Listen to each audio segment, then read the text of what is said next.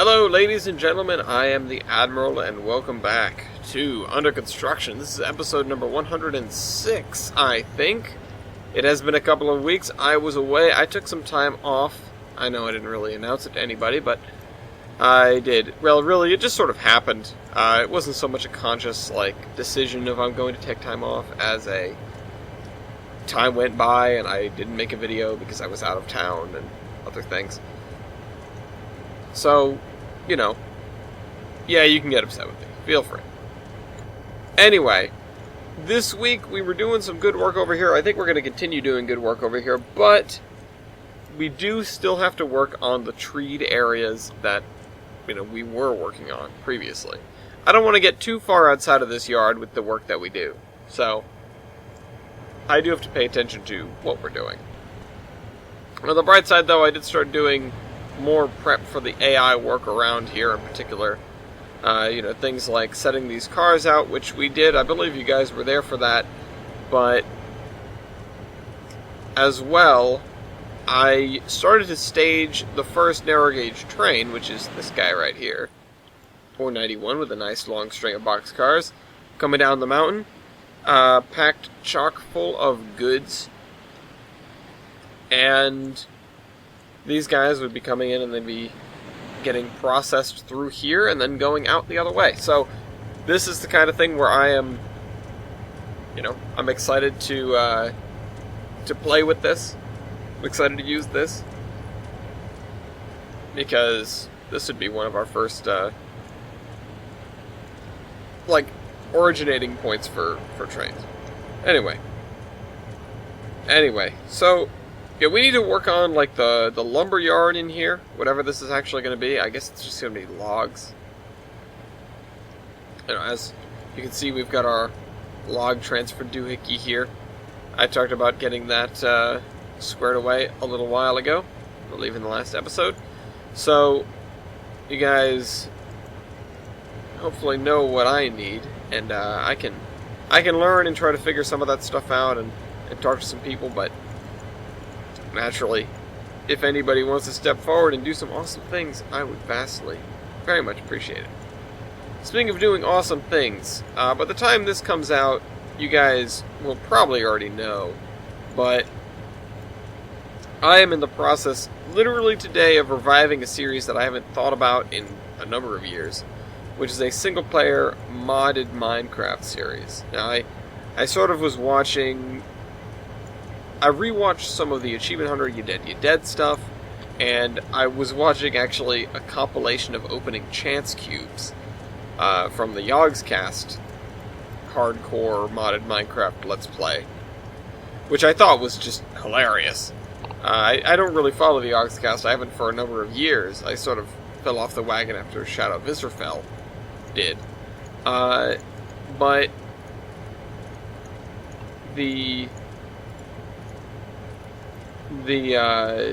that series and that concept, and just chance cubes in general, are hilarious. They're great. And I wanted to play with them myself, and I figured, well, what sort of excuse can I make to play with them myself without giving Graham the thing that he wants, which is a modded Minecraft server? And I thought, well, what about modular Minecraft? That's something that I haven't thought about in so long. It's unbelievable. But it just sort of came back to me, and I went, well, that'd be kind of a fun idea, wouldn't it? If I got people, because I have a little bit more of a following now than I did then, if I got people to suggest some Minecraft mods for me, then I think I could have a great time with it. And the bonus part, the way You Dead factors into this, is I decided that I'm going to do it on hardcore. And because modular Minecraft was largely, it largely involved me playing around and then just, week to week adding or removing mods. And I thought, well, we need a better definer for that. Maybe I'll add or remove mods when I die. I like to think of myself as a fairly good Minecraft player, but modded Minecraft makes fools of us all. It can definitely get out of hand very quickly. Oh, I never did this block. Oh, I thought I had all the blocks done. No, here I am filling in the edges here, just like, oh, I missed the spot and this spot, and I missed a whole block over there. I really don't know what I'm going to put here. I don't really have the inspiration for it. So actually, let's go up to the mountains. Look how close we are. Isn't that amazing? It's kind of astounding, honestly, just how close we are. I want to make some serious progress this week. Because, well, I've been gone for a little while. That's part of it. The other part of it is that, I mean, I just really want to have progress. I want to get a move on, you know. This area should absolutely be done by year's end. I have no excuse to have it not be that way. So, we're gonna get in here, we're gonna play with this thing, we're gonna make this thing get done. I also need to get trees out of the river. Wrong thing. So, yeah, that's, I mean, from the involuntary break to doing that, I've got a lot on my plate in terms of videos in the channel. Hopefully I can keep up with it all. I am making this on a Thursday night because, let's face it, I really need to get better at keeping up with the video timings. Last week we had one come out on Thursday, which was supposed to be out the previous week, although I'll admit that was what you might call extenuating circumstances as well. But when you own a home, it feels like the extenuating circumstances never seem to end. So, yeah. It is what it is. I will do my best to make time for all these channel things that I say I'm going to do, and see what other time that I can come up with for what you might call extracurriculars, and of course the Iron Horsemen. But speaking of them, the wagon got its first real run. I'll be able to talk about this in the podcast. I mean, we've had what you might call a trial run before. I drove down to Pennsylvania a while back for Chris's graduation, which I was super excited to attend. But that was not an Iron Horseman trip, and also, I didn't have the magnets yet. So, I don't even think I had the idea for the magnets yet. Because that really came about, the turnaround time on getting the magnets printed for my car was actually pretty quick. I mean, I can thank Vistaprint for that, but I also can thank myself because of the amount of time that I spent over the course of one day turning the really crappy PNG into a very nice vector image using drafting software. Using AutoCAD. It's, you know, it's maybe overkill. You know, it's, I'm not sure what the exact metaphor is, but it's using a sledgehammer to put in thumbtacks, maybe. But, oh man, those thumbtacks went in and they look gorgeous. The magnets look really cool. Everyone got to play with them. Flegel or Norfolk and Reckless put them on his car. Chris put them on his car. We even stuck them to the 113 very briefly. There are pictures of that. And Madison's dying outside the room, if you can hear that. I'm sorry, Madison. I loved you. So, yeah, I love the magnets. I feel like I'm retreading stuff that I'm going to talk about on the podcast in just a couple of days, but I am excited. What I'm not really going to be able to talk about on the podcast that I love talking about on this show, as you guys know, though, is the state of the cars, and how I messed up. On my birthday, believe it or not, I was going to the dentist, because that's what you do on your birthday, and I rear-ended somebody in a construction zone, because I was looking over my shoulder to make sure I could merge, and the person in front of me stopped. And I can't blame them, because everybody stopped, because we were all stuck in traffic.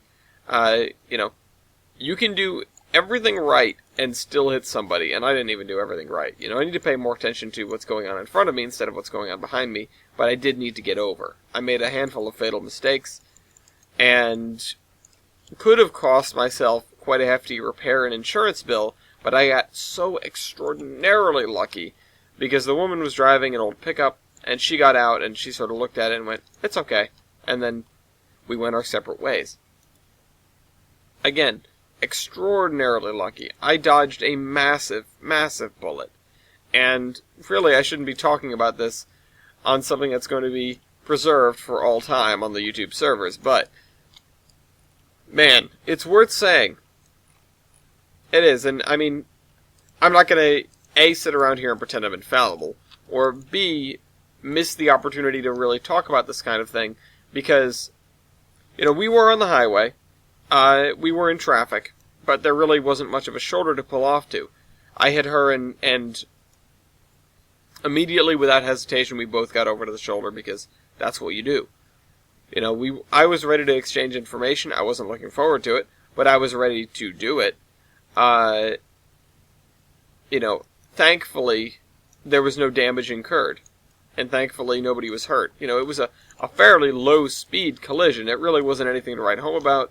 But if it had been a nicer car, absolutely, she would have been justified in, you know, my insurance having to pay for the damage to her car. That's what insurance is for, anyway. But thankfully, there really was no damage. In fact, I couldn't really tell anything happened to her car. You know, I sort of pointed out that, oh, the hatch to your tailgate's missing. And she was like, yeah, it was like that. You know, she's driving this truck. She's driving it straight into the ground. And I respect her immensely for it. Because it's exactly what I would do. But, you know, she was like, it's like that. And the bumper was all beat up and everything already. And, I mean, it's not like you could see my paint smeared on her bumper because I have a big fat rubber bumper. So it doesn't ever look like I've hit something. It really doesn't. It's like I'm driving a bumper car. I very briefly imagined a world where we all sort of just bump into each other on the highway, and it's not a big deal. You don't really want to do that. But, you know, in a world. So, yeah. The whole situation was resolved fairly quickly, fairly painlessly. I didn't have to do any of that hard insurance stuff. Any of that hard adult stuff, really. I got so extremely lucky. I cannot overstate how lucky I got, as a matter of fact. So, yeah. The lesson here is look forwards.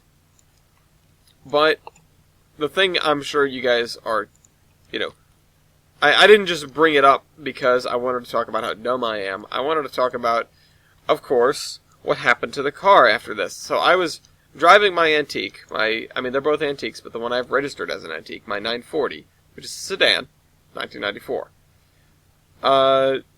And I have these brand new antique plates on it, and I really liked them.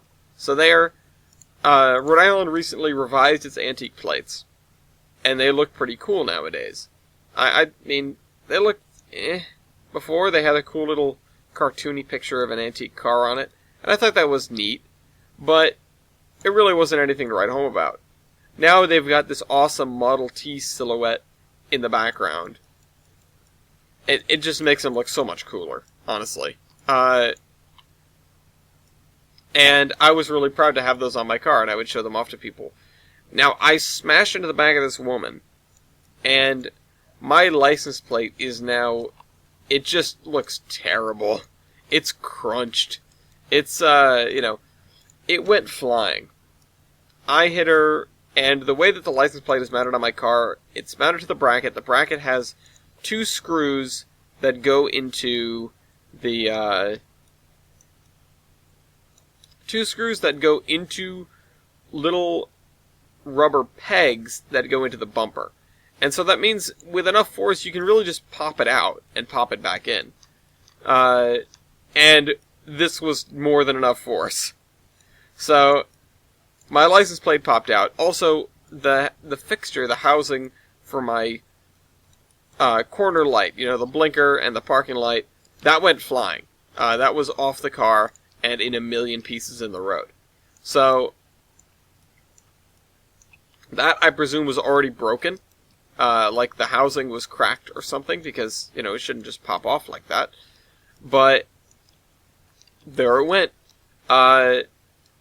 So I step around the car to talk to this woman, and she does her look and says it's okay. And then I look at my bumper to make sure nothing's, off kilter anyway. The bumper itself is now, but that's fine. It's not actually that noticeable.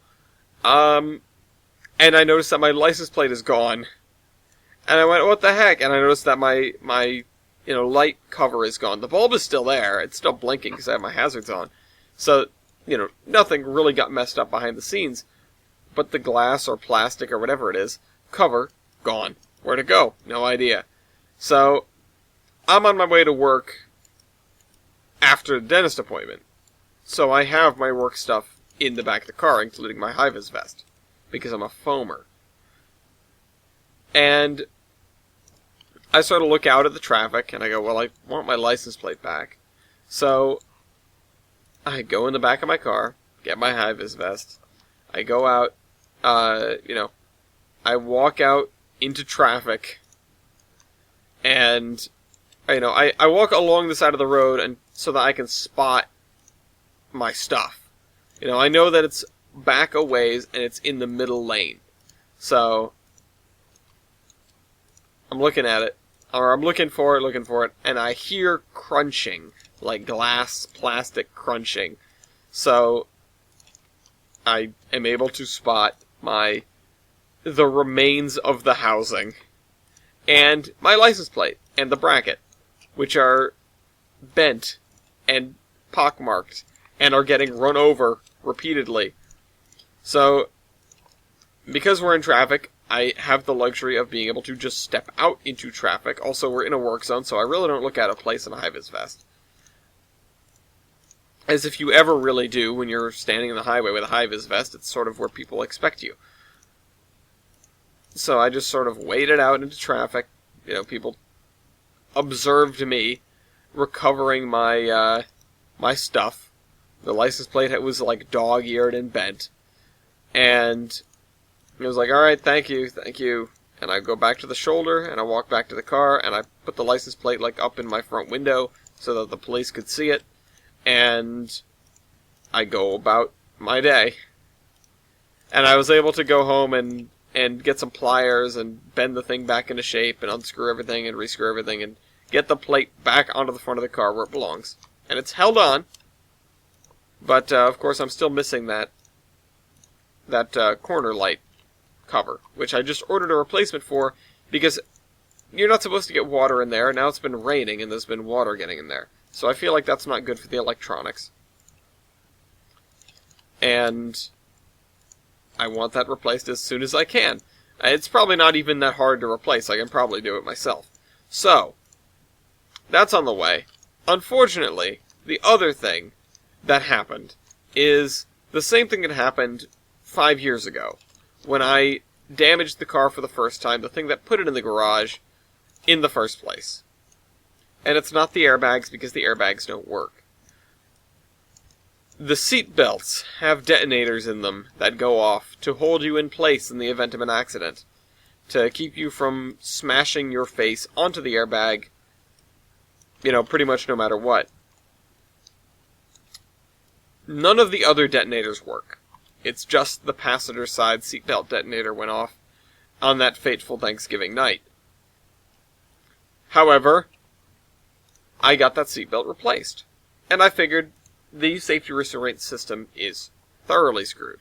There's no way that I have to worry about the airbags ever going off again or anything like that. Apparently, the seatbelt detonator still went off, so now I need another replacement seatbelt, mere months after I replaced the last one. It's really insult to injury at this point because, just like last time, nobody was in that seat. It's the only one that went off. My driver's side one didn't go off. The back seats, nope, I don't think they have them. But the passenger side seatbelt, yeah, all 100%. I reach over, I'm like, what happened? Oh, really? Because I noticed it's being held really tightly. And so I reach over, yep, it's locked up. It's stuck. It's done. I need a new one. I get the last one for under $100, which was a steal. I just happened to find it on eBay. The next one has to come from Sweden. It's not on eBay anymore. I bought that one and used it and destroyed it. So I need a replacement seatbelt. It's going to cost upwards of $200, and it's going to take weeks to get here.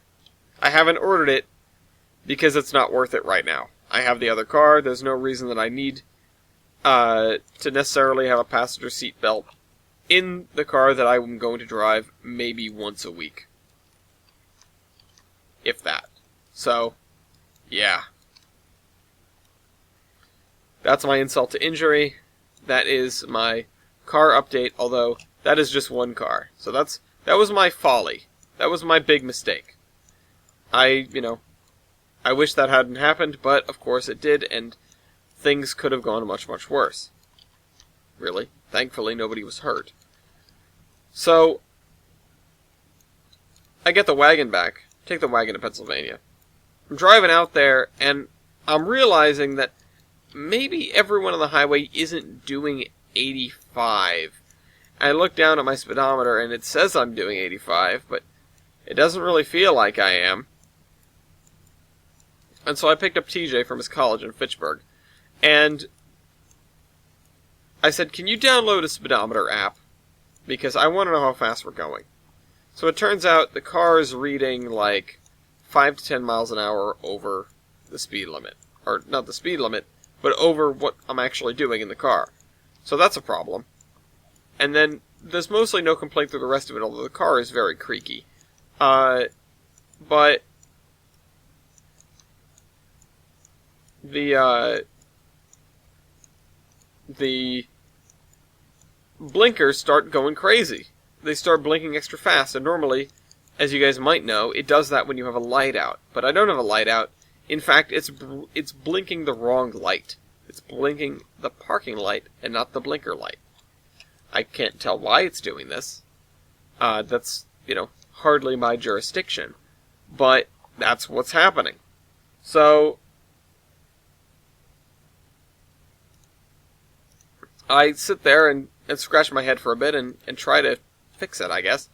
But that doesn't seem to be happening. So I just had to drive home with it. It's still like that. I'm going to have to talk to Tony about it. Meanwhile, I have to order a couple of other parts and eventually compile everything and send it to him and say, here you go. Here's all the stuff that I need fixed. It's in one big long list. Please return this car to me intact.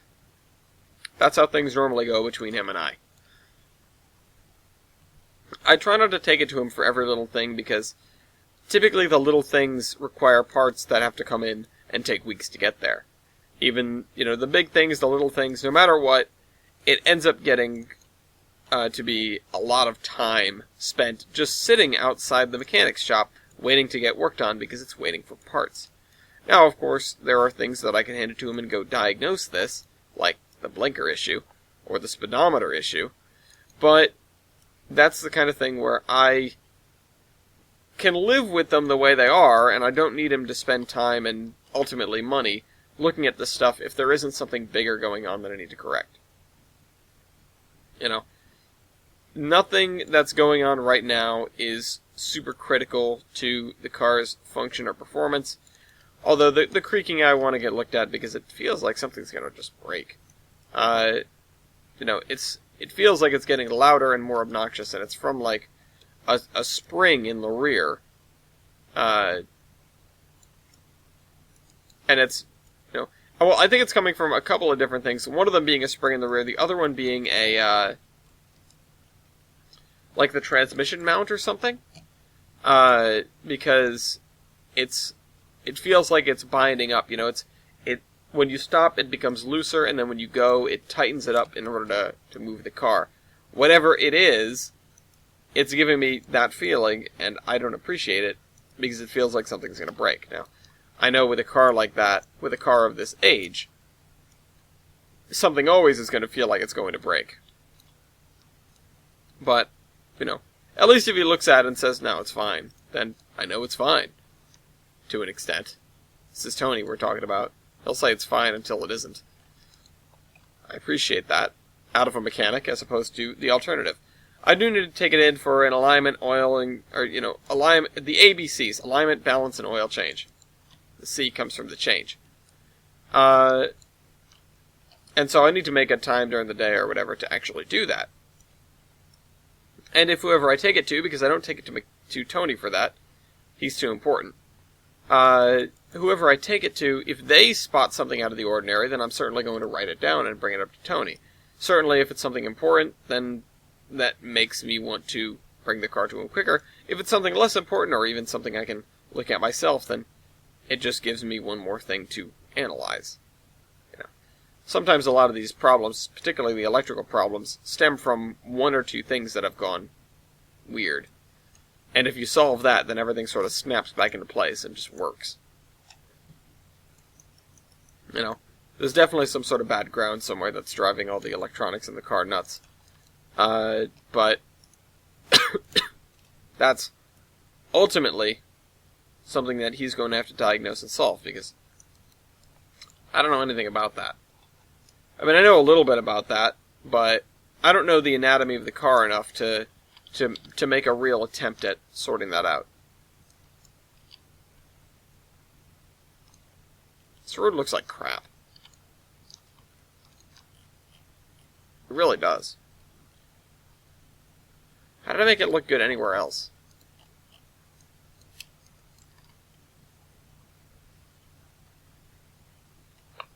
Hold on, let's look at it here. Maybe roads always look like crap. I guess we're not going to look at it there because it's just hiding. Okay, so let's grab our grass. Nope.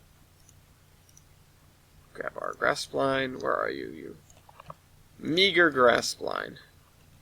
Alright, I already had you. So I was just using you. So, yeah, that's the car update. That's what I've been doing. So, this week I'm going to be doing something a little bit different in terms of the comments. Usually I only ever take comments from the previous video. But because stuff came out in such rapid succession, and we had a bonus video, you might call it, of the olive switcher, then I'm going to go back and not only look at comments from the older video, but also look at comments from that video too. So, starting off, I'm actually just going to say to Broken Bob 13, who said I would like to see the proof of concept switcher, go watch the olive branch switcher video, which I had initially misnamed but corrected after Dean pointed it out. Credit where credit is due. And discredit where discredit is due. It's my fault. So, thankfully I wrote it right in the video. The olive branch switcher is what you might call my proof of concept switcher. It was proving that the AI could do something that complex if you describe it to them correctly and follow a set of rules. For example, what cars are getting filled or unfilled at a time. It's basically a question of how is the AI going to act under a certain circumstance, and also what is your end goal, and then how can you get there with the AI. Because you do have to you almost have to beat around the bush on certain things to make the AI do certain things. I'm not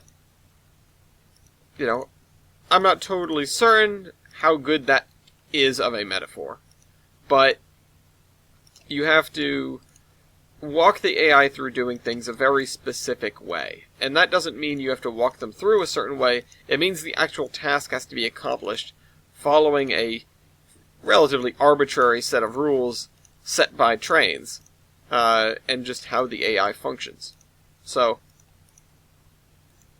that's the biggest issue that always seems to arise when I'm working with the AI. It's not even like just generic setup stuff. It's how do I get around the AI's limitations and make them do exactly what I want. I've talked about in the past the issues with things like helpers, and I'm not there yet. I need to have a sort of proof of concept of something like that, but it certainly is not the hardest thing to find the limitations of the AI, but it's also not the hardest thing to figure out how to work around them. And in making that that olive branch switcher, I learned a lot about what you can do. There are some things that I didn't learn until later that would have made my job quite a bit easier, but at the end of the day, it works, and that's the important thing. So it means I can trust a switcher to do a task as complex as that. Now, I don't know if everything is going to go as smoothly as that did. In fact, the best thing about that proof of concept switcher is that it almost was a proof of my ability to program something like that. Because if you think about it, it takes quite a bit for the session to get to that point. And so that means in order to test if it works, I needed to wait around for an hour, hour and a half before I could actually know if it does what I wanted it to do. You know, like it says, it actually starts at like 7:30. Yeah, which the session starts at 6. So an hour and a half in order to get to the point where the train is even arriving at the lumber mill. And then another hour to do all the commands that I asked it to do. So it becomes a game of how much can I get done in a single programming session, you know, before the train goes and makes the attempt. It was really a proof of, okay, can I visualize this and have the AI run through all this stuff, or give the AI all the commands in as few iterations as possible. You know, with you basically... Oh, wow, the game crashed. That's weird. And we're back. Sync. Sync. Now, let's hope we didn't lose much. I'm going to go over and run to the bathroom. Not the bathroom.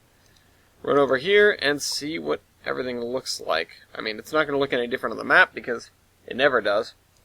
But let's look down on the ground and see if our changes saved. Trains is pretty good about keeping those changes. So, let's see. We've got texture all the way through here.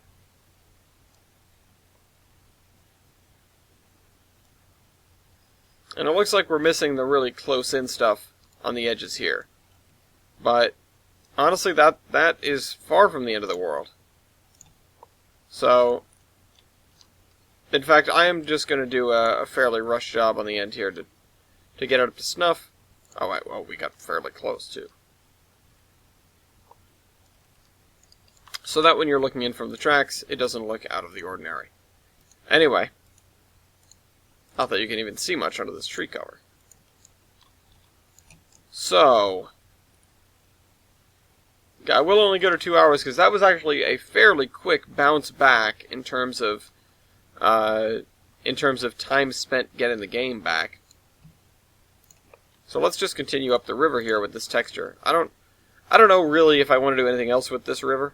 I'm fairly happy with this texture, honestly.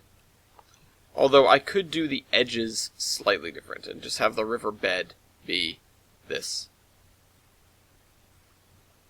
If I do the edges a grassier texture or even a muddier texture, though, it almost feels like I'm obligated to come over here with some sort of grassy spline to do that with. So I don't know if I actually want to do that. Save myself a little time and effort by taking the cheap route out on this one. Whoa, I didn't mean to hit right click. So,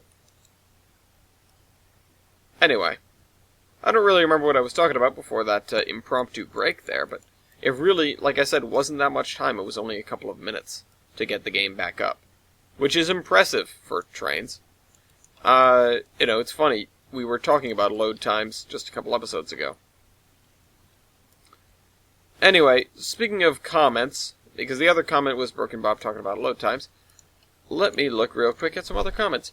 Parrot Yee says, Hiya, I've transferred my 2006 custom route to my 2009 Surveyor. Do you know, like 2006, if there's a sorting option for trains where you can choose country and type? Unfortunately, I don't think so. I don't think past 2006 we got anything of the sort. Which was kind of a shame, but I didn't think it was that big of a deal, honestly.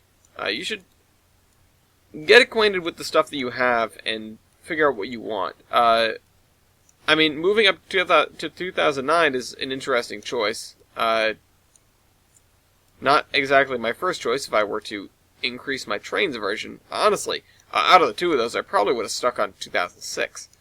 But yeah, no, there's no such thing. I think that version had pick lists though, so it should also have the sorting function. You know, this guy, content search filter. So that should let you find things that you're looking for, not in the way that you're thinking, but in a way. So, you know, there's that.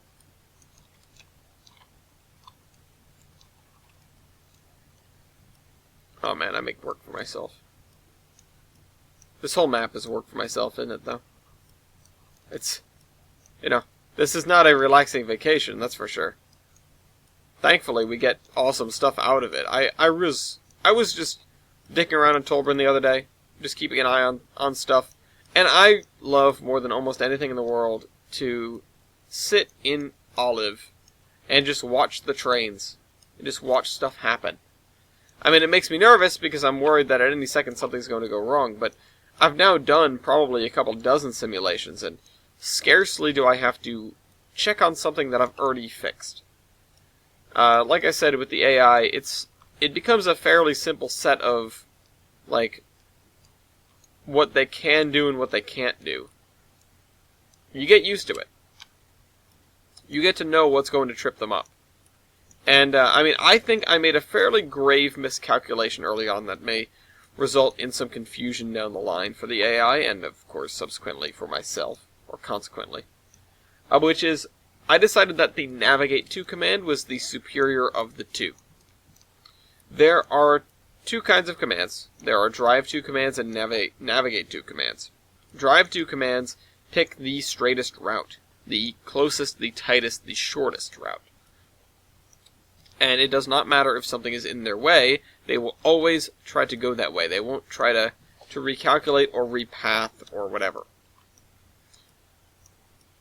That I thought about, and it made me shake my head, because the alternative is Navigate To, and Navigate To doesn't pick the shortest route, it picks the one that it can actually take. If there's a train in the way, it'll try to go around it. If there's a red signal or a blockage or something, it'll try to find a way around. And that was something that I valued quite heavily, because it meant that I had to do less time micromanaging. I had to spend less time micromanaging. I had to spend less time trying to make sure the trains were in the right place, going to the right place, because at the end of the day, they would figure it out. At least that's what they were supposed to do. Unfortunately, most of the time, the route and the scheduling is done well enough that they should never have to figure anything out. Something that I learned, after far too much time, I would say, is that you should never let the AI try to figure anything out, because they're stupid. Because they don't know how to figure anything out. Because if you leave them to it, their decision that they make, you know, after figuring it out, will always seem bizarre to you, and you will not have accounted for that decision to ever be made. That's the kind of thing where Navigate To falls short. Because it sounds great, because they will figure things out, but in reality, what they figure out, and what they think they need to figure out, are almost never in line with what you, as the route builder, the programmer, thinks needs to be figured out. And also, thinks the answer should be. This includes things like driving backwards away from an interlocking because they can't get through right now. Obviously, the solution is to wait until your path is called and your signal turns green. Usually there's no other way around. But the AI will decide that they can find another way around and just go the other way. So, I've had to start instituting drive-to commands in particularly difficult spots. Again, mostly with interlocking towers involved. Which interlocking towers themselves are an absolute godsend, and they're wonderful, and I love them. But when you pair them with AI stupidity, it really just leads to more stupidity. It's the kind of thing where, on paper, it sounds fantastic. The AI will roll up to the interlocking tower, it'll say, interlocking tower, I need to go here. And the interlocking tower will figure out a way for it to get there. It'll route it, in time with the other trains. If they don't conflict, they can run at the same time, that sort of thing. Sounds awesome. It sounds awesome. In reality, what you get is the interlocking tower just sort of shrugging and getting confused, and the train's also getting confused. My main issue was that I expected the interlocking towers to be smart, or at least smarter than the AI, and they aren't, because it's the same AI, same game, same programmers. It's really, I don't know what I expected. So, at the end of the day, what I have to do is make sure that nobody gets to make any decisions ever, and everything has to be perfectly dictated to them, or else there will be a catastrophic nightmare. It also, in a way, throws a significant wrench in the idea that having humans anywhere on this map is safe or sane.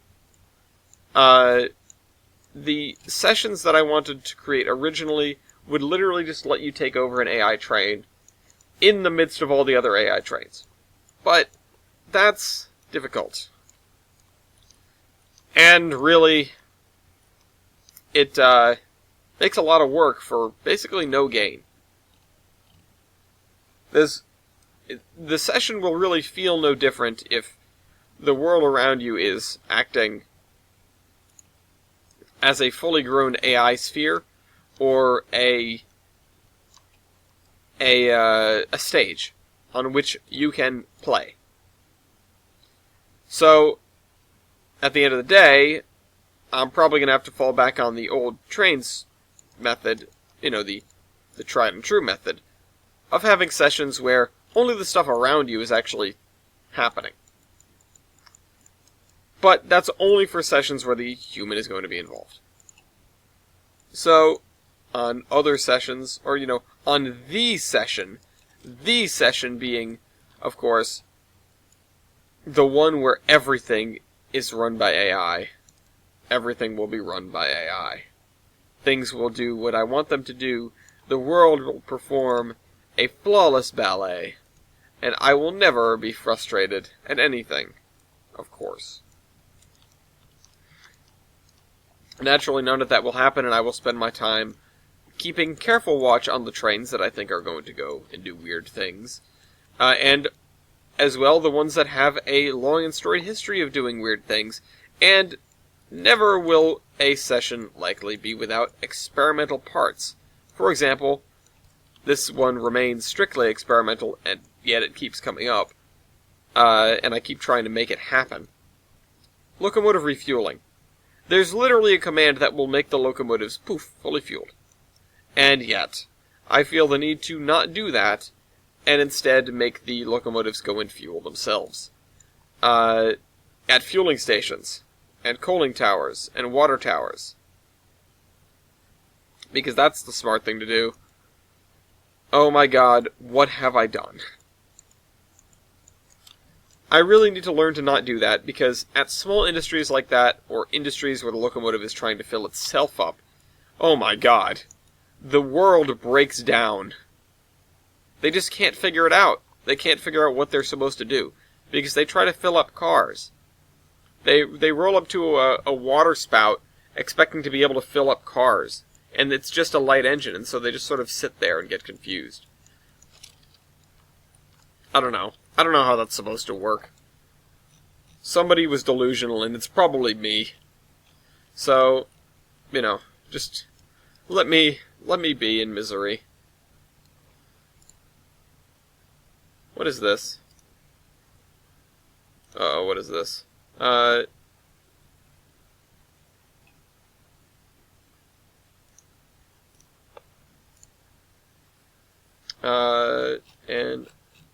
Sorry, hold on.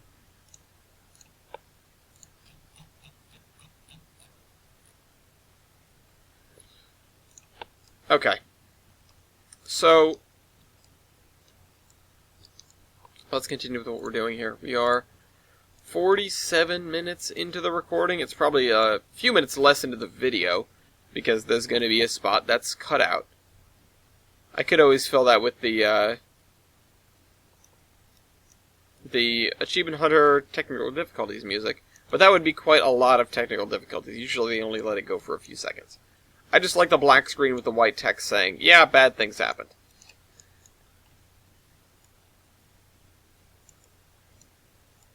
So, anyway.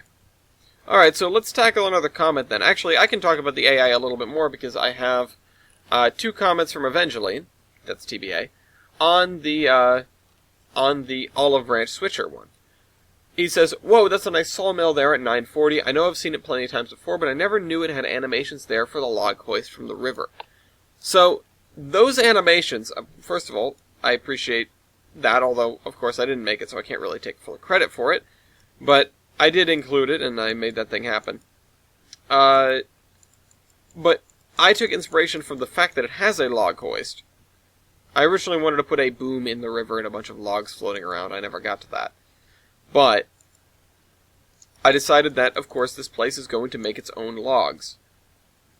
It's going to, it's going to be able to just take logs from the river. Clearly, it's getting logs from the river. So it's not going to have to make, it's not going to have to bring in as many logs, from the railroad. Now, how to manifest this was a real issue that I was having, because it was difficult to make it make sense, and also to make trains understand what I was trying to tell it. So, there's like 3 or 4 multiple industries in there, maybe more than that, and they're all doing their own thing, and they're linked together with one fat industry link, which is moving all sorts of stuff around. And on top of that, it's using a couple of placeholder commodities, because I couldn't get commodities to do what I wanted them to do. And it really didn't make any sense. So, I would need to actually pull it open to really understand what is happening under the hood again, but the gist of it is this. The place makes and then consumes 1 log every, minute? Something like that. Not really a minute, but example amount. Every unit of time. And it takes that log, and I suppose it doesn't really create it, but it does. So there's a multiple industry that's pumping out logs. And those logs are getting immediately shifted into the main industry, which is making all the stuff, and then all the stuff gets distributed to the multiple industries at the tracks, which the trains can then pick up. It also consumes a little bit of coal from the multiple industry that's taking in coal. So every minute, there is a log magically produced out of thin air, actually the lake. And then it gets punched into a different multiple industry. That multiple industry consumes the log, and produces some wood chips, some lumber, and I think that's it. And it also consumes a little bit of coal in doing so, because the factory's running on coal. So, that seems fairly straightforward, so why stop there? I then decided that if you drop off additional logs, things will go faster. And that was done by having the industry on which you drop off the logs also be the same one that is magically creating the logs out of thin air. So instead of magically creating a log out of thin air every, minute or so, it actually creates a log every 2 minutes, but the factory is trying to run every minute. So, every minute, the factory checks for a log. If it has one, then it produces stuff and consumes coal. If it doesn't have one, then it doesn't. However, like I said, the log producer only produces a log every 2 minutes. But it could consume a log every 1 minute. So if you drop off additional logs, then it can consume a log every 1 minute, and thus it produces twice as much stuff. If that makes any sense. That was my whole thing, and that's the gist of how that works. And boy, was that fun to figure out how to make trains understand that, and also to actually figure out what I wanted. Because I was just like, yeah, this thing produces stuff. If we give it more logs, it should produce more stuff. But how to make that happen? Also, it, of course, needs to have coal, because if it doesn't have coal, then the boilers can't run and it can't produce anything. Now, there was a sort of protocol I was thinking of having with regards to the industries, and I've sort of started to come back to this. And that is, if you're doing something like I'm doing, where you have a 24-hour session, that loops, and God, whoever is going to be doing that aside from idiot me, but if you are doing something like that, there really is no reason to make your industries replenish more than once a day. Your industries should have a cap size that is twice what they either produce or consume in a day, and they should start half full. So that on a given day, they will produce however much they're supposed to produce in that given day. Or they will consume what they are supposed to consume in that given day. Or both, if it's a more complex industry. But if if you come to pick up the stuff, there's always a full carload waiting, assuming that it's been produced to that point. Because we can't necessarily control when people go and pick up stuff, especially if they're just playing around with the map. So there should always be the amount that it produces in a day ready to be picked up. So say if a industry produces 10 carloads of lumber in a day, it should have the storage space for 20 carloads of lumber, or 20 units. Let's say units instead of carloads. 10 units of lumber it produces in a day. It should have the space for 20 units of lumber, and every day on the 24-hour mark, it should produce 10 units of lumber. So that means if you pick it up at any point during the day, you get your 10 units of lumber. And then you have to wait until tomorrow to get another 10 units of lumber. It makes sense from a gameplay point of view. Maybe not from an actual production point of view, but it means that you can get the exact numbers you want, because breaking down 10 across an entire day gets kind of tricky. Especially when you're counting in seconds. It really does get annoying. And that's one of the reasons why I wanted to scale it back to that. The other reason being, it just, like I said, it makes a lot more sense from a gameplay point of view. It might not be the most realistic thing in the world, because if you're working at a lumber mill, you work on one piece of lumber, and then the next, and then the next, and then the next. And if somebody shows up halfway through the day, you probably have half of them done, not all of them. And they don't all magically get done at the same time. But But I don't care. It doesn't help me any to acknowledge that is fact. I intend to make all of my industries like this. I need to actually do this with the industries that we have yet to work on, in Mason Valley in particular, and in Mason's Landing. But, that's something that I need to be conscious of. And that's something that I need to pay attention to now, is like if I can determine what the AI are going to do, that's great. But it won't always just be AI plying these routes. As much as I would love the world to just be overrun and controlled by robots. Not really, though. Okay, boop, put this here. What is this? Okay, bit. People are messaging me all over the place. They're not just messaging me, they're like tagging me and stuff, and so I'm obligated to respond to that. A lot of it has to do with this Minecraft thing, and so I'm sorry I got the ball rolling way too early, but I got super excited about it. I was sitting at work like, this is going to be amazing. I can't wait to play modern Minecraft again. You know. And of course, here comes Graham. Well, why don't you make a server? I don't feel like making a server. We have a vanilla server. I am the guy who runs the vanilla server right now, and I'm happy with that. I'm very happy with that. If you want to be a part of our vanilla Minecraft server, you just let me know. You can get in the Discord server, and you can find the IP there as well. For those who don't know how to get in, it's in the cargoes of every Terminus podcast. So, at least the more recent ones. So, yeah, sorry, I keep getting distracted because of that. But hey, ping tool is useful. They're pinging me, I'm answering. Or at least I'm looking. So I'm almost up to the edge of this here with my super cruddy texturing. We're going to have to do a couple more once-overs and, you know, make the sandbars where they're supposed to be, or mud flats where they're supposed to be.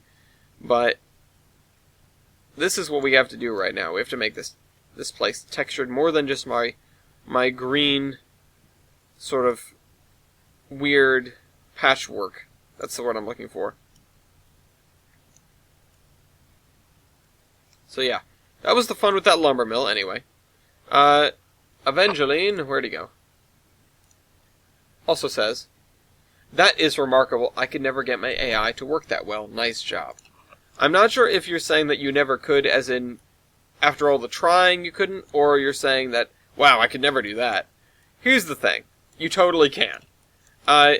The olive branch switcher, of course, is a little bit above and beyond, but at the end of the day, once you know the basics of what the AI likes to do, and once you can visualize the problem, which that is, I think, by far the hardest part, and I should have, you know, to anyone who wants to do something like this, I recommend you take notes. I recommend you draw diagrams. I recommend you take tons of notes.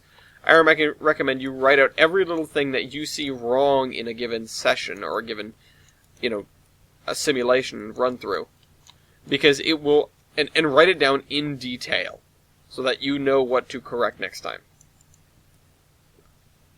The hardest part is looking at that and saying, okay, so the train's going to come in and it's going to be organized like this, and using trains to test it out, not necessarily by doing a run-through, but by, you know, playing around in Surveyor and just moving cars around and pushing them around and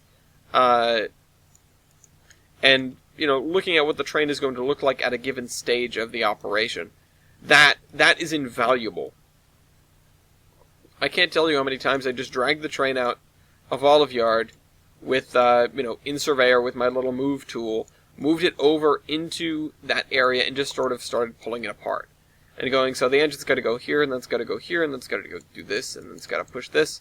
And then these cars are going to be free, and I need to get this one in the front of the, you know, in the front of the line, and I can fit this many cars here, and, you know, that sort of thing. There's a ton of stuff that goes into that, but it's just a few basics that you have to keep down, and also the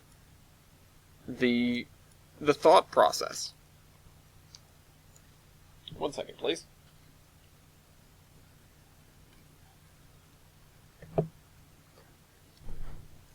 Also, I think I missed my daily. Rats. So, oh, I totally did, actually. God damn it. I'm gonna get set back a little bit. Not excited about that. I'm doing this Minecraft thing when there's a huge War Thunder, like, event going on right now. And I wanna participate in it. But I'm doing this, and I'm doing Minecraft instead. So, I don't know. I guess I'm just not doing the War Thunder thing right now. I still have my dailies. I'm on, like, day 1400 something. But I just got set back a little bit, so that's fun. I'm gonna have to go and grab it right after this. I'm not gonna try to do it during the show, obviously. I don't hate my computer that much. I do like this texture. So yeah. If you're doing this, if you're doing something like this, I would start with something fairly simple. If you want to learn what to do with AI. And I still want to do a tutorial series, or tutorial thing. I did put out that as like a video of what AI can do. And And that's also barely AI. That is something that's running commands. That's a dumb computer following human commands. No offense, future robot overlords. That one just isn't that bright. It all comes down to, can you give it commands that give it as little leeway as possible so that it can do what you're asking it? That is the difficult part, like I said. I'm okay with It crashed again. I didn't even do much. And we're back for the second time. Well, third time if you count the beginning of this episode. But hopefully we can make it through the last hour without crashing again. However, the second time around we made a fatal error, which was to not switch back to route layer, and now all of our grass is in the session layer. God damn it.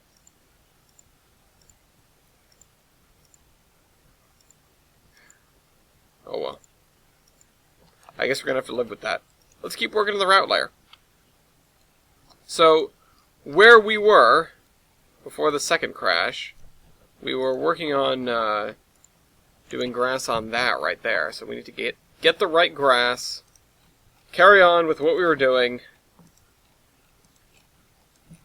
not panic, not freak out, not even a little.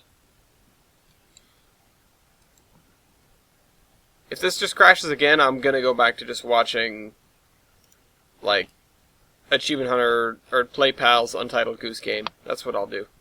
I'll say sayonara to all of you, and I'm gonna go back to doing that.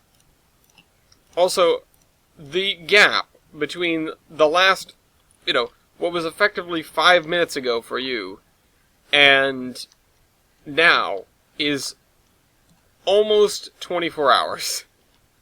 I got fed up after the second crash. I went and I did a 2-hour-long Minecraft stream in the modded thing that I was talking about at the beginning of the show. With effing Astral Sorcery, and boy, I am getting lost in that mod. I don't know much of anything about it, and I like to fly blind, but I also don't like to waste tons of time, so I have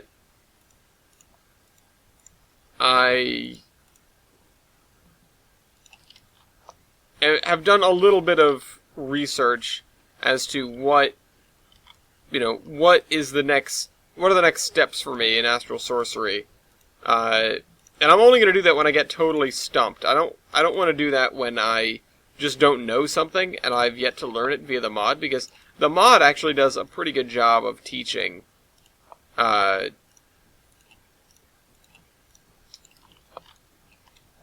you what to do. It's just the thing in particular that I was stuck on was crystal growth, and that episode is going to come out on Monday, hopefully. So that, you guys are going to get to witness me try to figure that one out. And then after the episode, I did go and look it up. So I couldn't figure it out, but apparently you just have to drop the crystals into the liquid.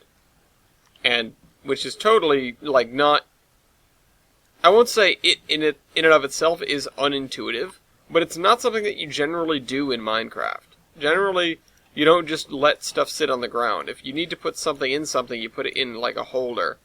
And that's what I was expecting, like, either I right-click and it puts it, like, on the ground, or I have to make some sort of spectral rock crystal holder to hold the rock crystal.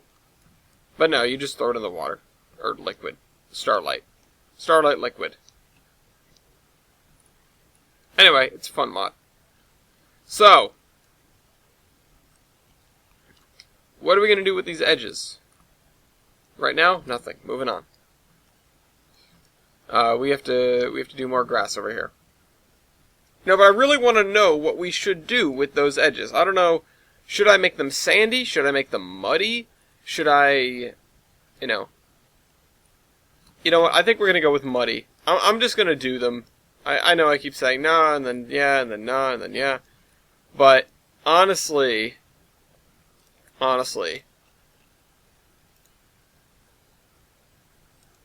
I mean, first of all, this doesn't look half bad. So, when the stuff loads in, you'll see it doesn't look half bad. So it's not outrageous to do what I'm about to do. Second of all, it's really not that big of a deal. I don't really necessarily need to go ham with detail. Said it once, said it a million times, this map's not about that. Anyway, so we did have more comments that I never got to, aside from the Untitled Goose Game. Motorsport says, are cars a commodity already in the route? If not, they're a good commodity and were carried in cool cars during the 50s. I wrote, I'm doing auto parts currently, but an auto plant isn't out of the question. I wasn't sure where I would get auto parts, necessarily. And we're dropping them off at a couple of minor places. But, well, we're dropping them off at one right now.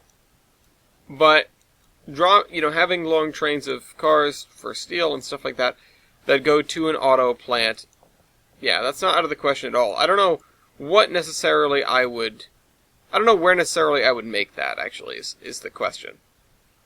Where would I put an auto plant? Because it wouldn't be in the craftsman's town of Wombeck. It wouldn't be in the steel mill town, and it wouldn't be in the big city. So, honestly, I would think that most of the... I cannot answer that. Most of the... Most of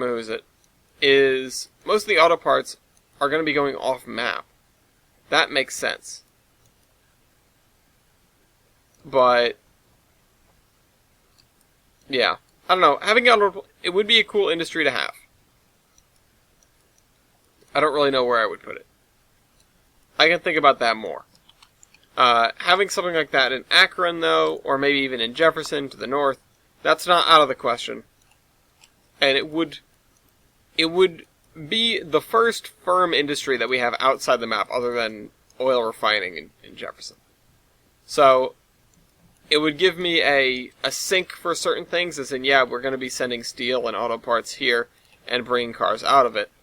So I need to be attentive to that. That would be something that would not complicate things. That's not the word I'm looking for, but it would give me, reasons for things, and it would give me more, I don't know what the word is.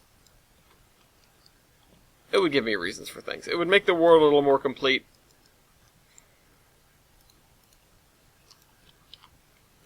It would let me do things that right now I don't have reason to do yet. There are going to be plenty of off-map industries that I intend to make use of. I just hadn't thought of that one in particular yet. I don't want to do oil refining on map. I don't want to do oil pumping on map. So those things are all going to be relegated to off-map locations. I don't want to do... I want to keep a lot of the milling and stuff on map. That's something that I'm trying to do, or looking into doing, or whatever. Not that there isn't going to be stuff like that off map. I also want all the goods distribution to go on map. I don't know. I'm also thinking about this this goods thing in general. So we have our goods thing. Our goods transfer station. Hello. Over in Mason Valley. But the question is, what is it going to be transferring, really? It's not going to be goods both ways, or if it is, it's going to be the two different kinds of goods. So how do we make that make sense? Well, part of it's got to be goods that are coming from Gilson City and then going up that way. Going what you might call the long way round to avoid the VMR. So that makes sense. Not avoid the VMR, avoid the avoid the VMR and the Zion and Skyline. The Zion and Skyline has that stuff on lock. Technically it would be going via the VMR. Well, the VMR has a deal with the Everett Lake Shipping Company. But I don't know if that would... I don't know. I need to really buckle down and write these histories, because it needs to make more sense than it's making. Either way, that right there is not too outlandish. Goods going that direction and then flowing, other goods flowing back the other way. It's just a little bit of a roundabout way to do it. It feels like not like a shoehorn, but feels like something. Also, alternately, it can be stuff that's going to the Zion and Skyline a more direct way, or it's coming in from Jefferson. I don't really want to be just moving goods around for the sake of moving goods around, though. That's why I'm interested in all these different commodities, and that's also why automobiles are a good idea. So, clearly we're going to have some sort of goods distribution center off elsewhere. I don't know. I need to justify that. I started justifying it, and then I lost track of what I was doing. Like, there are some things that, that goods train is coming down. It's coming towards us. It's coming into the map, or not into the map, but into this area of the map. And really the only place it could have come from, or where those goods could have come from, is off map.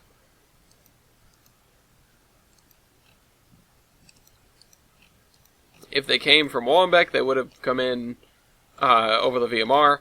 If they came from Akron the short way, they would have come in over the Zion and Skyline. So the only thing they can be doing is going the long way. And there isn't much in the way of goods production up there that would produce that amount of goods. And certainly,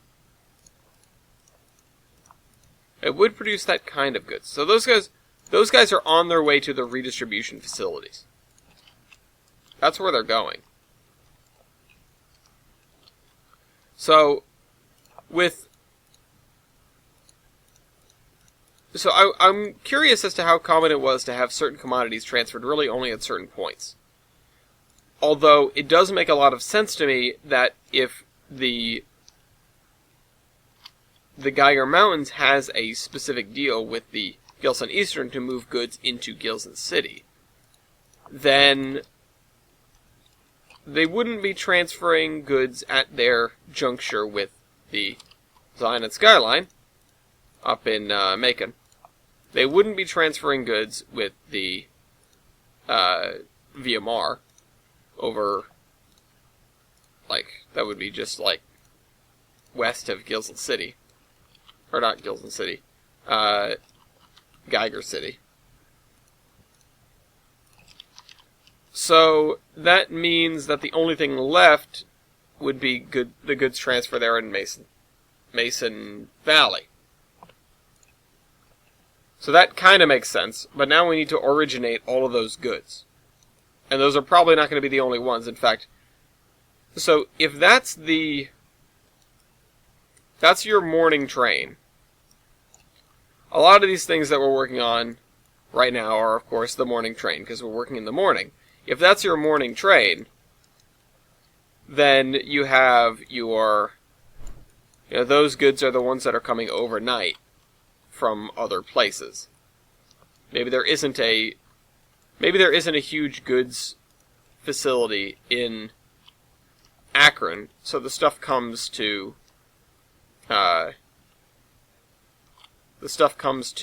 Gilson City, and then gets rearranged, redistributed, and then sent back out as the second kind of goods that we use. Or maybe it's just that city producing goods. I don't know. There's a lot of what if here. There's a lot we can play with. So for now, we'll just let it be the way it is, and have those goods eventually come in all the way from Akron. So they'd be loaded off of boats in, what's the name? Larrabee. in West Larrabee, specifically. And then, yeah, they'd be loaded off of barges in West Larrabee onto the train, and then taken down to Gilson City, taken down to Mason Valley first, and then sent to Gilson City from there. Huh. And so those barges are going overnight. That's what's happening. And honestly, it would kind of make sense for them to not be, because who wants to do that at night? But if those goods are boxed up and sent away in the evening, then loaded onto barges, they take a lot of the night to get through the canal and everything. And then they are dropped, they're dropped onto onto GMR trains and onto Geiger Mountain trains in Larrabee, and then they're sent down the long, I don't know what you call it, line, the Macon extension, into Mason Valley. Then they're put on trains and they're sent, when they get there by noonish, hopefully. Yeah, that makes sense, sort of. It's really roundabout, but it is what it is. Originally, that whole goods transfer facility was in order to get goods up that way, but the ones that are going to go up are the other kind of goods. The ones that have been, taken from the distribution facility, and they're on their way out instead of on their way in. For those that are out of the loop, because it's been a while since I've talked about the reason we have two different kinds of goods. So, the default industries produce this certain kind of goods. They produce the cardboard box-looking goods. And those, I could have all my little goods-accepting industries accept those, but then most of the time, you wouldn't have to have a train go very far, or a piece of goods go very far, from an industry that's producing it to an industry that's consuming it. And also, it wouldn't really make a lot of sense. Because goods are super duper generic, of course. They're general goods. So, that means, at the end of the day, there could be anything in those boxes, even a boat. So, I then need to justify why the general goods aren't going from the factory that made them to the place that's consuming them next door. Of course, the reasoning could be, well, they aren't consuming that general goods, obviously. So, they wouldn't need them, but that almost seems too contrived. And really, it makes sense, obviously, if the paint factory is putting out general goods, but the clothing store is also taking in general goods, yeah, they both make sense to be a general goods commodity. But if they're the same thing, well, clearly, you don't wear paint unless you're Madison, trying to paint a house. So, since most of us don't wear paint on a daily basis, then it makes sense that you don't, that the goods wouldn't go from one to the other. Right? Obviously. So that makes sense. But how do I justify that on my spreadsheets? And how do I justify that when you're looking at just the commodities that they're putting out and the commodities that they're taking in? Why does it, put it on a boxcar and send it halfway across the map only to bring it back? Weird, huh? So, there's a second kind of general goods. It's the crated general goods. So, the crated general goods won't be produced by any minor industries, or even any real major ones. The crated general goods will only come from goods warehouses that are going to be set up in Gilson City.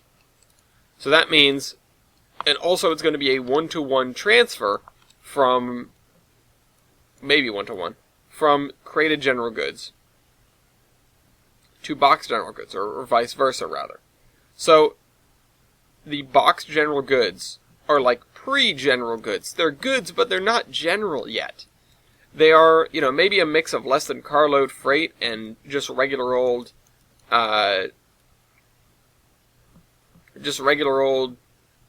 random freight, like paint or clothes, that, it's going to go into this huge distribution center, and get shaken around, and some of it's going to get mixed together, and some of it's going to get separated, and whatever, but it's going to come out as true general goods. And so then we can take those general goods and drop them off to all the places that take general goods. But that means that general goods that are being produced from the pulp mill over there in Olive are not the same as the general goods that are going to be consumed by the team track up in Lionhead. They literally aren't the same.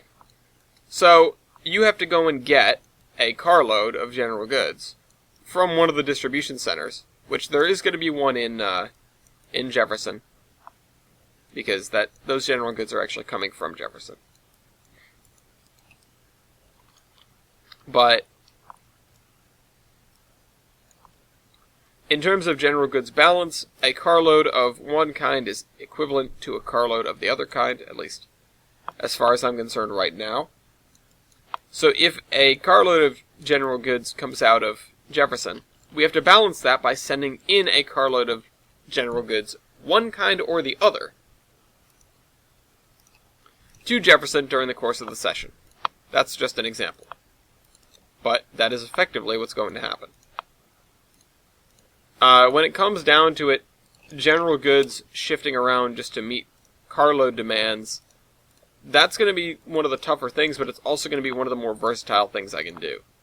Because if we have an abundance of general goods in one town, but, a lack in another, for example, Jefferson versus Yeltsin City, if we have a shortage in Jefferson, then I can have general goods get piled on all at Yeltsin City and sent over there.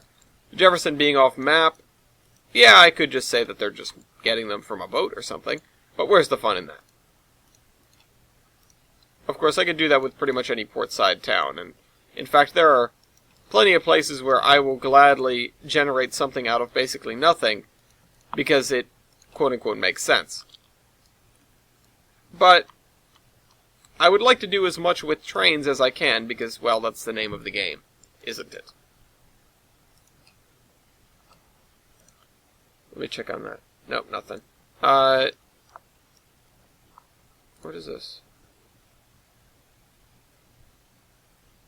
I'm confused. What's going on?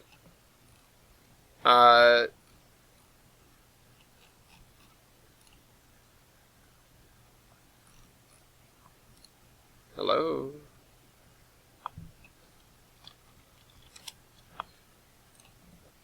Dean wants to come visit me.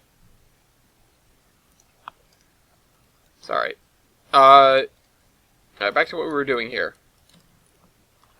So yeah, that's my logic with the general goods. And there may even be other kinds of general goods that we could exploit in similar fashion, but I don't want to get it to get too out of hand. Already it's funny on my spreadsheets when I see general goods written twice. I have to define them differently. I have to define them as in and out. In means heading to a distribution center, I believe, and out means heading from a distribution center. So, that's,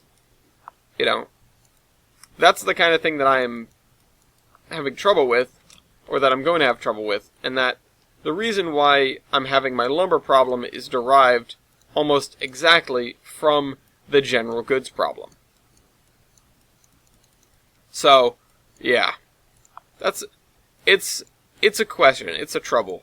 It is the kind of thing where it's going to get me into trouble. It's going to get me into more trouble as time goes on. But it is what it is, and I'm glad to attempt it. Anyway. This area looks like either something we should be doing with this, or something we should be doing with the other thing. With the mud.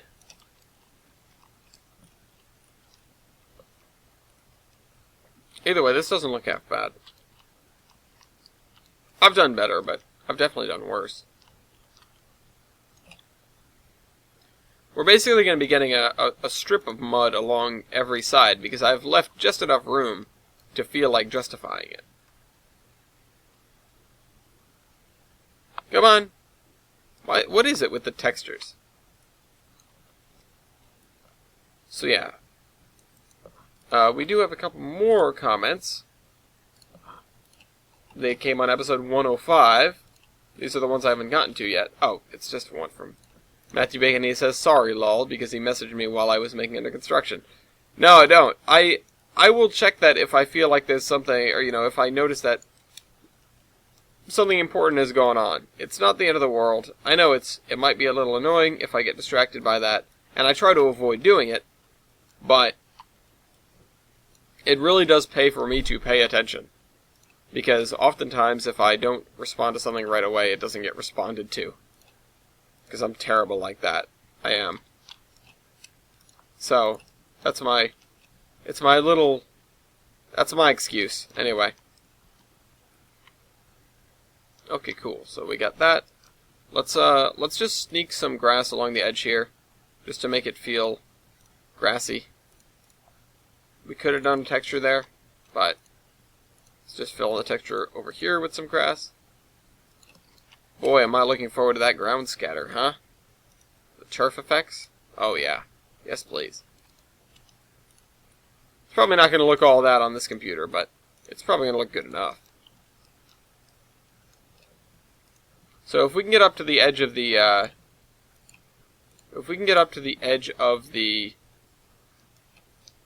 textured bit, which is all the way over there, actually. Yeah, it's kind of far. I mean, we'll be able to do it, but you look at that, you look at the things. It's like, well, I could finish that today if I worked really hard, or I could finish it tomorrow if I don't work really hard.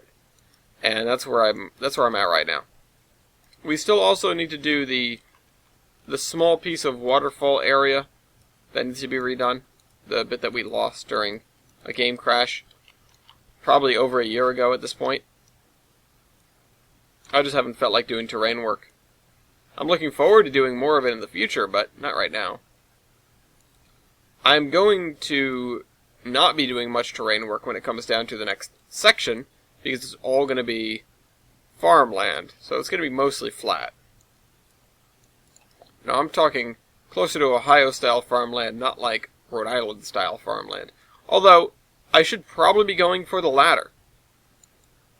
Realistically speaking, this area would be, hilly and rocky.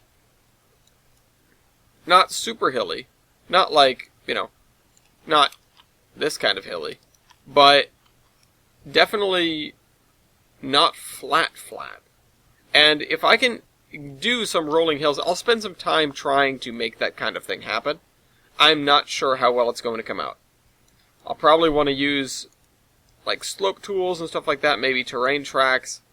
It's the kind of thing where since I can do huge swaths of area at a time, it might be worth spending a lot more time on that terrain.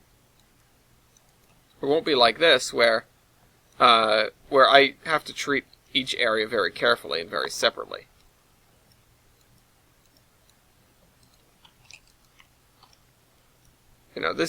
When you're up in the mountains like this, I mean, part of it is that I want every area to look unique, and I want it to look good. But at the same time, I also want to make it, well, A, passable, and B, I want to get through it in a reasonable amount of time. So, the fact that these areas take as much effort as they do, as much work as they do, to bring them up to snuff, means that I can't really go above and beyond with the detail and the realism in the terrain itself. I just need to get it to a point where it looks good enough, and then I can move on. Whereas, with an area where the terrain work is relatively light, if I chose it to be, that means I can spend extra time, because I'm not, wasting time. I can spend extra time because the amount of time spent is basically equivalent with what it takes to do a normal job over here, to do a good job over there. That means, I might want to employ Mason's techniques, or I might want to talk to him more about them, for getting some long rolling hills in. Now, I don't really know how I'm going to implement that, or what it's going to entail. I know it would sort of look like us rolling over very, very, very subtle ridge lines. You know, subtle cuts, and then subtle embankments. That sort of thing. And I'm not sure I have a fat river planned between here and there. I'd need to pull up my Tollbrain Plus map to see. But, you know, it's always cool to have that, you know, that scene of the freight train that's on the embankment overlooking the farm, you know. You can see it from a great distance. That's what I'm thinking about. That's what I'm trying to emulate. And of course, there are going to be things, you know, stands of trees here and there. We're doing the light version of this over on the shoreline right now, which I have shied away from right now. But we'll come back around to that sooner or later. In the Minecraft video, though, I was talking about streams being basically bonus videos. And I've talked about, of course, how I've wanted to do a stream of either AI work or just regular trains work. And that, you know, if you see me streaming, it might be that. But also, since they just brought Discord streaming to Windows 7, it means I could actually do some of that streaming on our Discord server. And I'm looking forward to it. When, I don't know, but because of the fact that streaming on Discord doesn't really take a whole lot of work, it definitely doesn't take booting up other programs, and I can do it in a very leisurely sort of way. I'm inclined to go stream there when I feel like working on Tollbrain, because, well, it's just me working on Tollbrain with friends. So, yeah.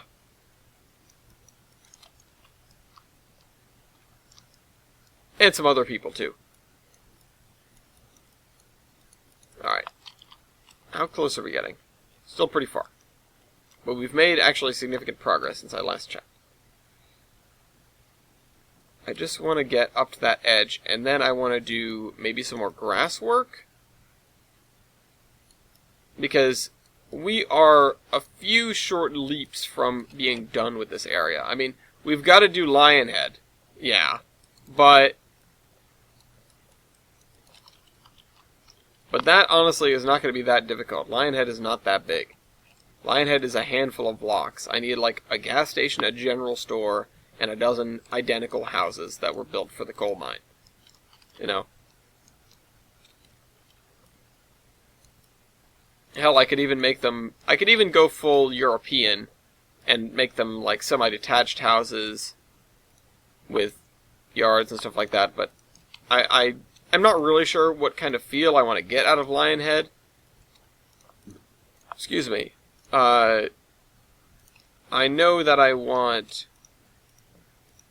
you know, it's a tiny coal mine town feel. That's what it is. There's got to be, you know, a gas station, a general store, the foreman's house, and then all the employees. And really not much else. Maybe, you know, maybe a couple of small amenities for the railroad workers. Maybe like an abandoned stall of a roundhouse. You know, that's all that's left. Or a building built where the roundhouse was. That would be an interesting thing to have. We have the abandoned turntable, which I don't like having. Not because I don't like having abandoned turntables, but because it's, once again, the dilemma of, well, we have it, why don't we just make it work? You know, for the sake of operations. But for the sake of realism, perhaps not. Alright, let's get a little closer to the edge here. There we go. It's amazing what the underlying texture can do to, okay, clearly we don't need any more there. Oh, I did do this, didn't I? I think I lost that. Oh well. Is this all in session layer? I bet you it is. Yup. Damn it. Oh well.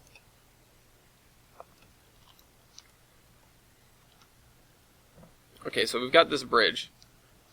I have gone along there. I've gone along part of here. So I want to get up to this line I've talked about. Don't crash, thank you. And I think that's pretty doable in the next 20 minutes or so. Oh, so this is the same grass. I feel like I've had that realization before, but it's like, the amount that a grass can look different just based on what's underneath it is actually pretty impressive. And that's why it's really important to pay attention to your combinations, not just the individual things that you're using. Because even if you only like a handful of things, changing around the way they interact with one another or swapping one thing out can give you a whole host of combinations, a whole host of new combinations, and make an area feel completely different. So, keep that in mind. Anyway, we've also got this power line, or this telegraph wire going through here, so we're going to have to work that one just like it's a road or something. We're not going to put trees on it. We're going to put grass underneath it. We're going to put shrubs around it and underneath it a little bit. The one that goes through the tunnel or the one that goes over the tunnel is our role model for this. And I'm going to be really sloppy here, because that's what we can do. Because I did the hour of Minecraft right before I started this, it means that I really have done my 2 hours of video making for, and 2 hours of continuous, more or less, video making for and under construction. Which means I'm getting a little hoarse. I didn't really expect to, because I figured, well, I'll only be here for an hour. I'm also hungry, if you heard that. I know there's soup in the fridge, and maybe something else too. Okay, so we got that part. That little hurdle is done. I was actually kind of looking at that warily, but apparently I've got pretty quick on my fingers with the grass. So, ladies, I'm quick on my fingers. Madison and I were talking about, she's like, when you see just a girl out, what do you think? And I made some jokes, and I came down to, well, the long and short of it is, if I see a cute girl walking down the street, I think, wow, I could disappoint her a lot. Or, I could disappoint her so fast. That's what I said. Something like that. And she laughed, and so it defused the situation, I don't want her to think well, that's a lie. That's not true anyway. It was a lie and a joke. I don't want her to think I'm looking at other girls like that. She's also looking at other girls like that. I know it. Isn't that funny? Ha ha ha. I think I'm going to go full grass over here on this. Also, I probably should have... Yeah, hold on. Let's get some room over here. Although, like I said, it is the same grass, but it's not... Right now I'm using the grass as an indicator and less as an actual thing. See, this is...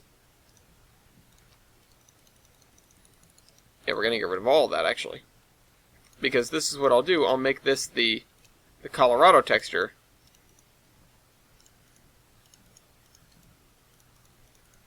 Because that could actually make a little bit of sense, and it could also look really cool.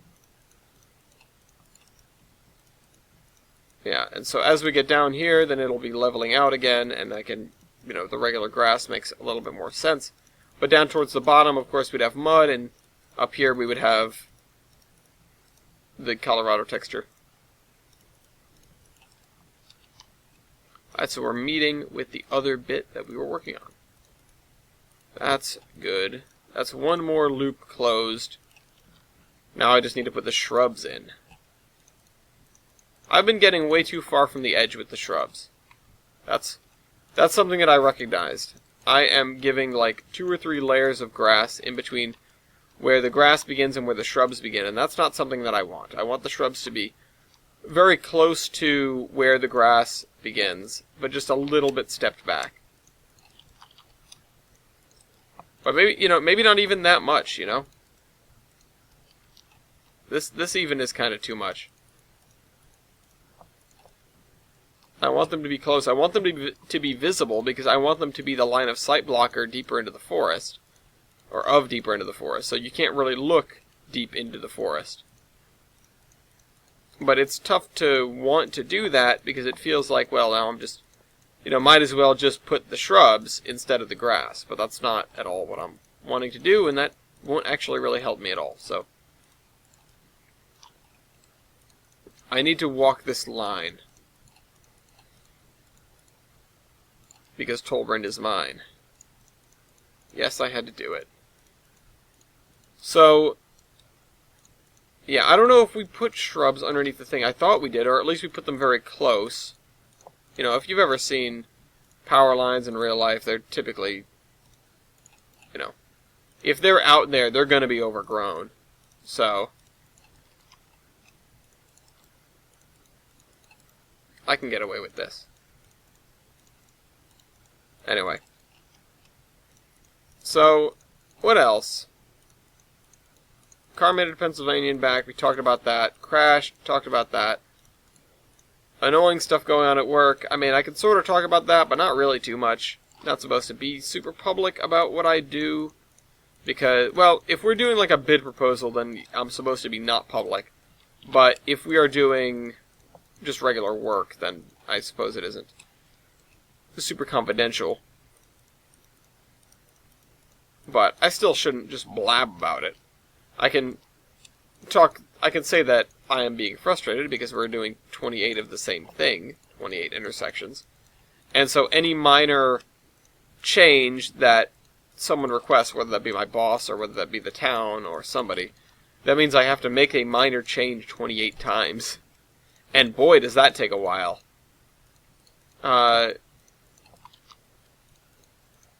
So, yeah, that's where my frustration lies. That's why I'm so frustrated on a daily basis. That's why I rage quit trains in the middle of this video. Not really, though. I was kind of surprised that it crashed twice. Probably, as I'm sure you guys might have determined. But I guess it wasn't super outrageous. I never did a save as, which I almost always do when we have a crash. Because that helps me get away from the thing that caused the crash. Typically, whatever causes it doesn't necessarily get carried over when you do the save as right after recovering from a crash. Or at least I believe that's the case because you don't tend to have two crashes in a row when you do that. But maybe it's just a superstitious ritual I do to prevent what just happened from happening. Okay, so this area is actually fully ready to go. Almost. I mean, this isn't, but this is the construction site.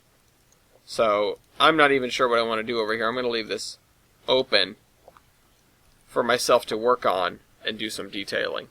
I also, like I said, I wanted to put a little spur here. So let's do that while we're here. Yeah, suddenly I am really hungry.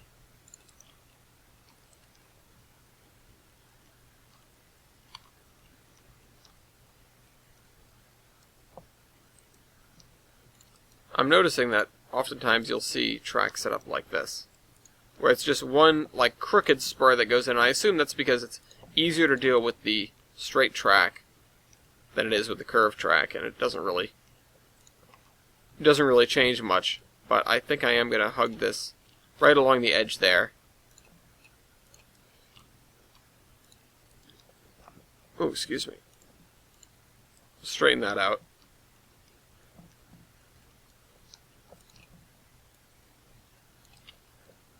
I could also lower it so that the ballast... So Mason said that he lowers stuff so that you can see less of the ballast. And that's how he, like, visually shows his track quality. And first of all, I think that's genius. Second of all, I'm having trouble. So lower this just a bit. Which, I mean, it makes a lot of sense, doesn't it? And we're going to use the 1000mm grass, but we'll probably be doing that after we come over here with copy and paste, so I don't want to ruin it now. Oh, we've got to do this side of the river. Maybe next episode we'll do that that section that I keep talking about.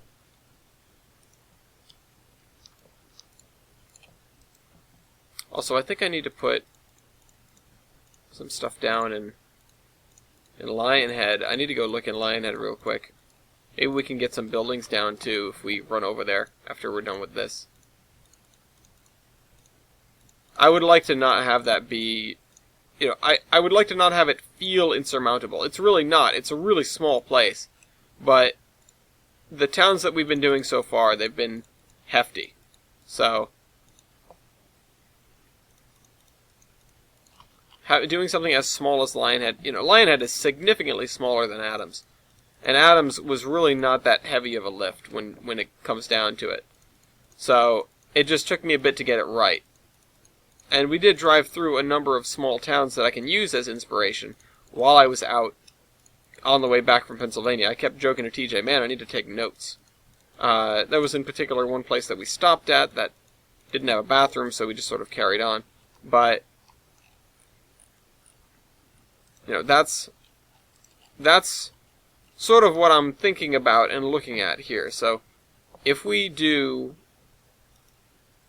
We don't want any, like, Boston twin-deckers or something. But we do want nothing new.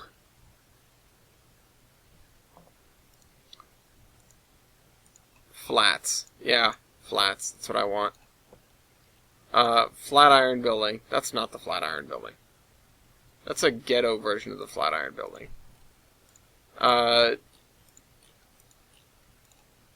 Abandoned stuff.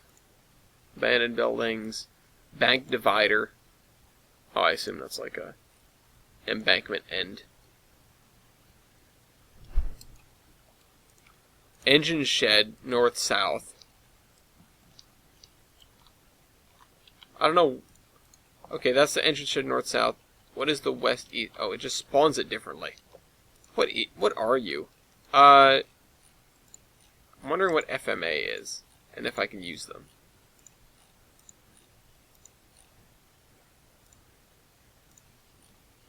Okay, so football field, football pitch. That's not football. There's football.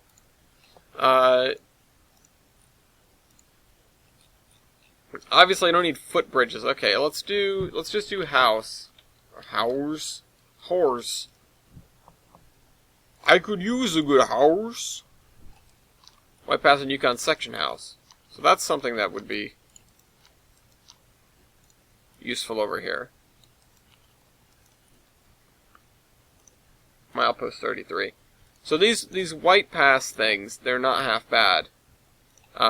Bennett Engine House. Yeah, that looks like it would have been a roundhouse if they felt like it. I don't want warehouses. So let's get out of here. Gatehouse, U.S. House. I don't think I've seen any that look like that. Andrew's Tool House. Section Foreman's House.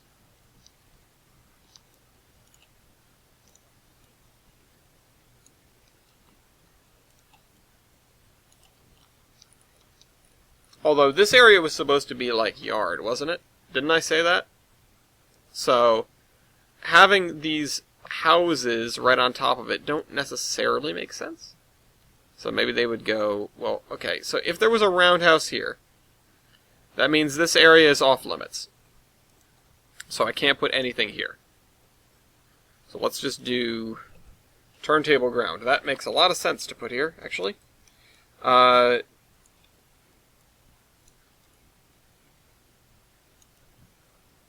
Although, that doesn't look anything like that, so... Maybe if I sunk it into the ground more. Well, it's hovering over here. It's either hovering or it's underneath, because this area is not flat. Well, that sucks. That's not good. Hold on.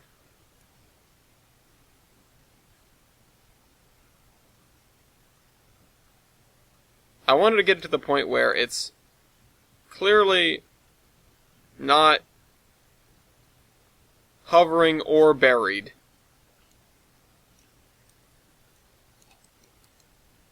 But this point right here being high enough just seems to want to lower it. Holy fudge.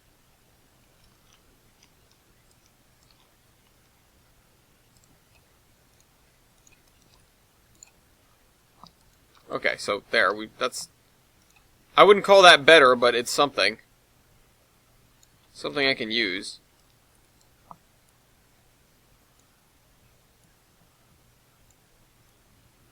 No, I want to make sure we get all the edge. But then we need to make sure that we don't get these corners to appear at all. So this is going to be a balance. It's going to be a delicate ballet.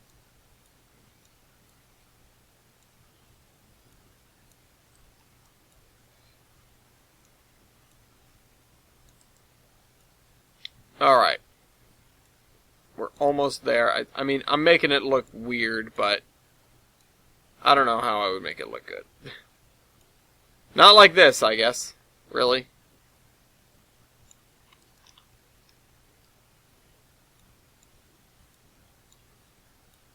Come on, just a little more. Just a little more. We don't want to see that corner. Yeah, it looks pretty good. Okay. So turntable ground is not really what I wanted, but it's what we got. And so this area is reserved for what used to be the turntable. Mac pump house.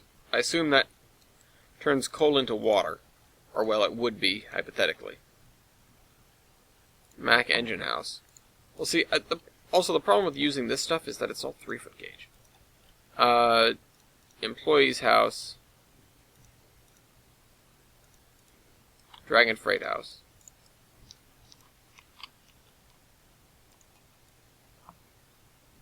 When I like this stuff, it's just not...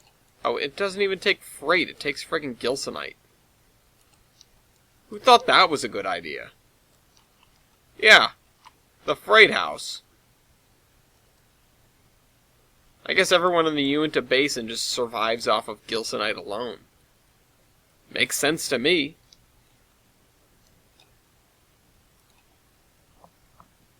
Clear that. I need my invisible track, because I've been neglecting its use.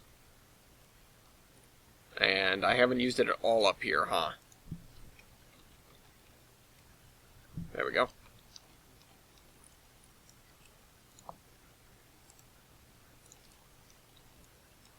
Although it doesn't really matter so much right there. It does matter here. It matters here. And it matters... Well, I would say it matters there. But it really doesn't. I seem to have broken this.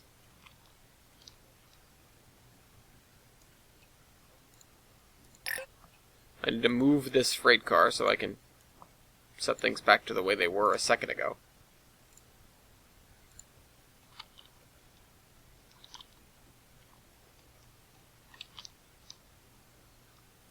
Is this hovering?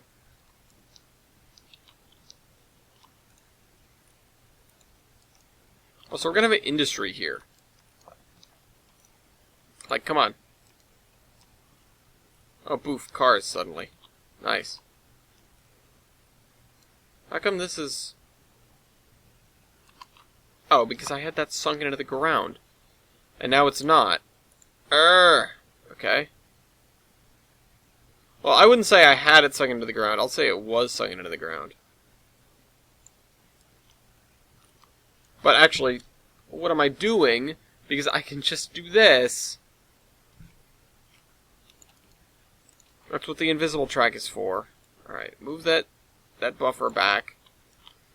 I want to attach the invisible track to this 3-foot gauge track as well, so we don't get any weird shenanigans with that.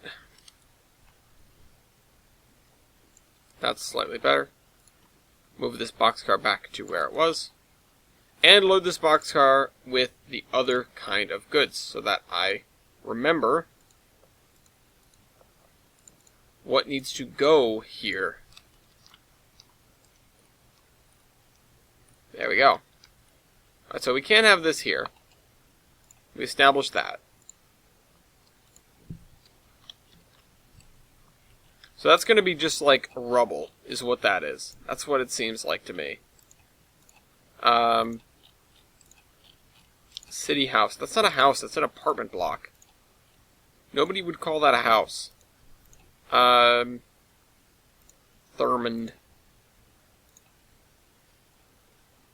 Farmhouse, farmhouse, farmhouse. See, these are the kind of things where maybe I could see it, but it's not quite it. Tenement house. That's getting there. Roundhouse kit. Steel industry. Holy crap, that thing. Small greenhouse. Skagway roundhouse.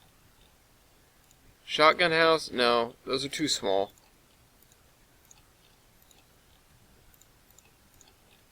If you guys know what I'm talking about, feel free to let me know what I'm missing, what I'm not clicking on right now. Because I would like to... Okay, weird. I would like to... Oh, that's all the Rollins Pass stuff. Let's get past that. Because we can't use that at all. Turbine house. RGS section house. I'm sure I can't use those. They look way too nice. What is wrong with this? Holy mackerel. That looks nice. I confused that with the turntable. I was wondering why I wasn't getting a turntable. Or the roundhouse thing.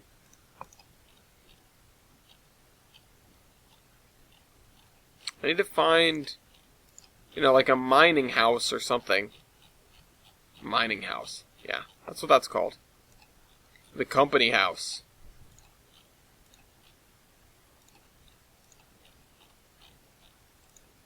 Generic house. JR generic house, 1 story. Can I use these now? Are they on the download station? Because that would be awesome.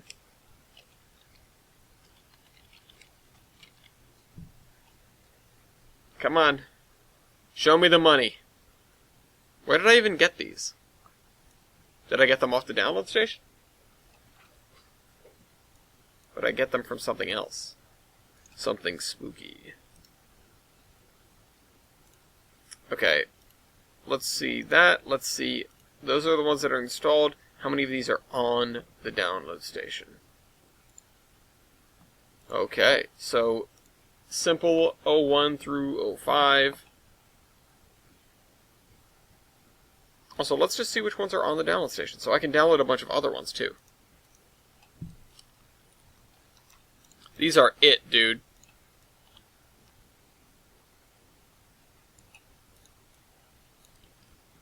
These are it. So, I'm going to just place a bunch of... I'm going to place them all down. But these are going to be our staple for this.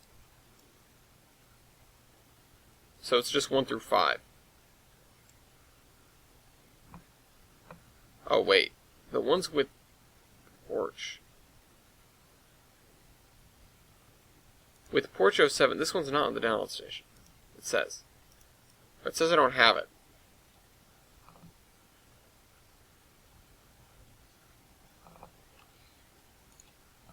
Why are some of them there and some of them aren't?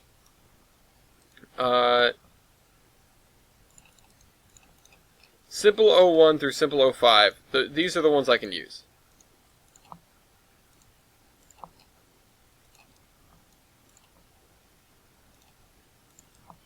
Those are the ones I can use, and I can use with porch 1, 4, and 6. 1, 4, and 6. So those I can use. Okay. I want to find one more thing before we leave these houses in a pile. General store. Old general store. This is the wild, wild west. Clearly that belongs here. I don't understand what was with those and why. Why did Old West buildings have that?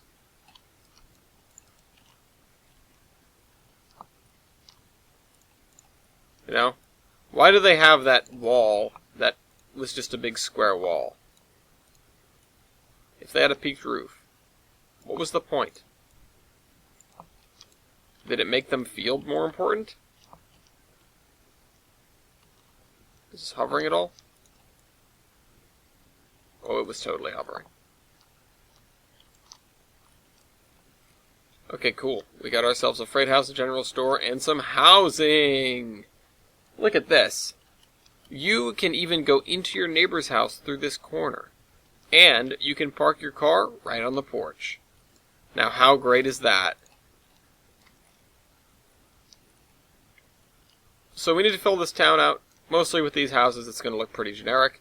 And here is your Lionhead coal mine, as you guys have seen before. We also need... So this is our flag stop. I did change this earlier. I need to change this. This is a very small station. And passenger behavior is... Let's see. I guess morning peak, because nobody's coming to this town for work. Departing number of passengers per hour at peak time, say 10. Initial number of passengers, 2. Anyway, there's your passengers. Hope you guys enjoyed this video, and I will see you next week. This is the Admiral, signing off.